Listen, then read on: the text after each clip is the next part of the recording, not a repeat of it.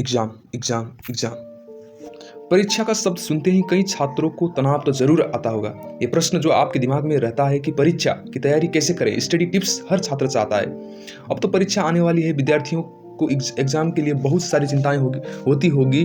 तो आइए हम आपके साथ कुछ टिप्स शेयर करेंगे जिससे आप अच्छे अंक लाकर अव्वल आएंगे। हमारे साथ कई बार ऐसा होता है कि हम अच्छे से परीक्षा की तैयारी करते हैं, परंतु परीक्षा में छोटी छोटी गलतियां के कारण हम अच्छे मार्क्स नहीं ला पाते और दुखी हो जाते हैं और घर के लोगों के गुस्से भी सहने पड़ते हैं। आइए इस वीडियो में मैं आपको विस्तार से बताता हूं कि स्टडी टिप्स कैसे पढ़ी जाती है, कैसे एग्जाम की तैयारी की जाती है। पहले नंबर में एक लक्ष्य जरूर चुनें।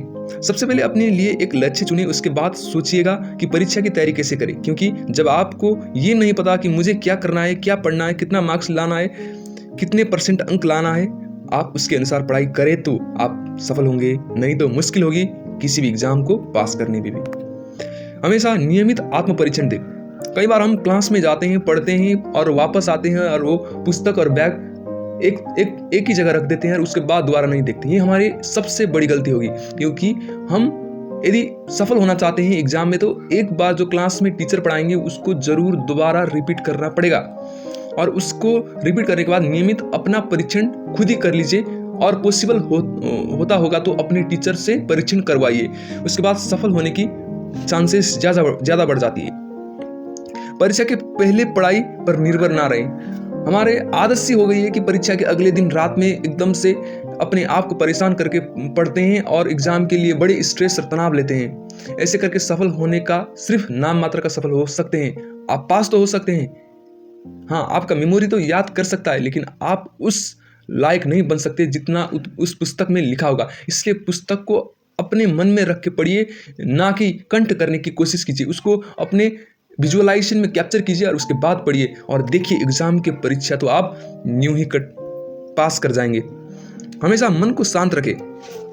परीक्षा के समय में अपना मन हमेशा शांत रखें। रिसर्च के द्वारा यह पाया गया है कि एक शांत मन 4 गुनी ज्यादा चीज याद रख सकता है और बेहतर कर सकता है। इसलिए परीक्षा के समय अपना मन हमेशा शांत रखें। परीक्षा के आखिरी दिनों में रिजर्वेशन के लिए टाइम बचा कर रखें।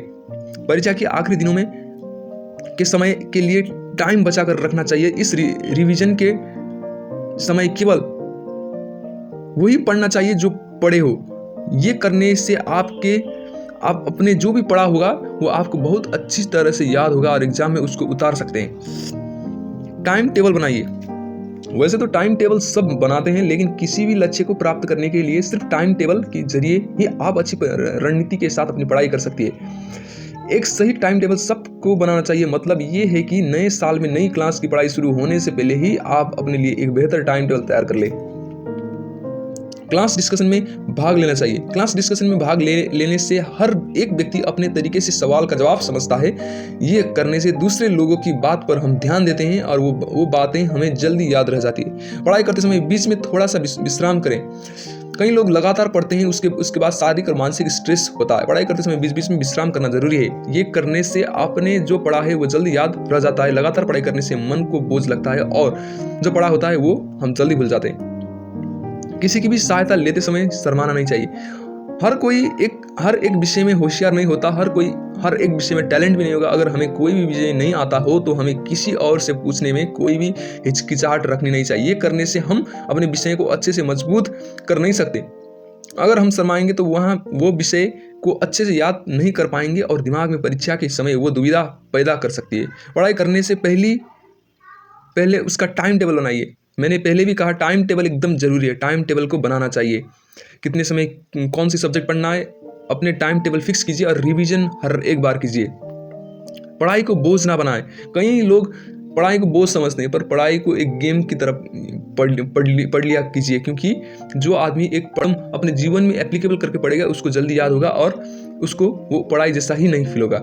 अभ्यास समूह में करने की कोशिश करिए। 1 सर से 2 सर बेहतर हैं और 2 सर से 3 बेहतर है। इसका ये मतलब है कि हमें पढ़ाई हमेशा समूह में करने की कोशिश करनी चाहिए। ये करने से हम कठिन से कठिन विषय को आसान तरीके से हल कर सकते हैं। और ऐसे मजेदार आइडियाज मोटिवेशन वीडियो के लिए कृपया पीडी फिल्म्स को like, comment, share and subscribe कीजिए। Thank you.